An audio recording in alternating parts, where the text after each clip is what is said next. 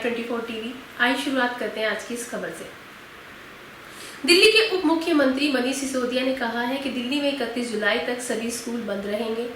दिल्ली में स्कूलों को पुनः खोलने संबंधी योजना पर आज डिप्टी सीएम मनीष सिसोदिया ने अधिकारियों के साथ उच्च स्तरीय बैठक की। लॉकडाउन के दौरान विभिन्न माध्यमों से शिक्षा जारी रखने संबंधी अनुभव पर भी चर्चा हुई। बैठक में अलग अलग कक्षाओं के अनुरूप विशिष्ट योजना बनाने संबंधी सुझाव पर भी चर्चा हुई। इसके अलावा इस बात पर भी सहमति बनी कि वर्तमान में परिस्थितियों को देखते हुए स्कूल फिलहाल 31 जुलाई तक बंद रखे जाएंगे। सिलेबस को 30 से 50% तक कम करने पर भी जोर दिया गया है।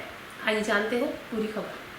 उल्लेखनीय है कि सिसोदिया ने केंद्रीय मानव संसाधन मंत्री डॉक्टर स्पेशल पोखरियाल निशंक को पत्र लिखकर स्कूलों की नई भूमिका पर विचार करने का आरोप किया था। उन्होंने लिखा था कि हमें अभी तक तय करना है कि हम खुद अपने देश और समाज की जरूरतों को ध्यान में रखते हुए अपने स्कूलों का पुनर्निर्माण करेंगे या फिर इंतजार करेंगे कि कोई अन्य देश कुछ कर ले, उसके बाद हम उसे अपने यहाँ कॉपी पेस्ट करें।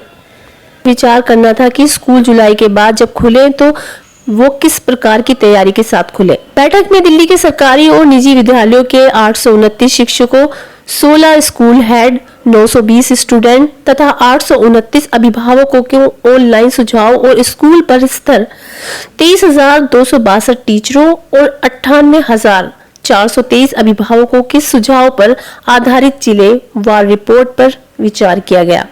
ये रिपोर्ट शिक्षा निदेशालय उप शिक्षा अधिकारियों ने शिक्षा सचिव और शिक्षा निर्देशक के उपस्थिति उप मुख्यमंत्री मनीष सिसोदिया को दी। प्राथमिक कक्षाओं के बारे में सुझाव आया कि 12 से 15 स्टूडेंटों की सलाह में 1 या 2 कक्षाएं लगाई जाएं। क्लास 3 से 5 की कक्षाएं वैकल्पिक दिन में लगाने का सुझाव आया।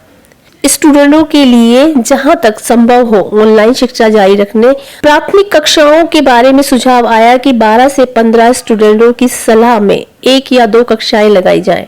क्लास 3 से 5 की कक्षाएं वैकल्पिक दिन में लगाने का सुझाव आया।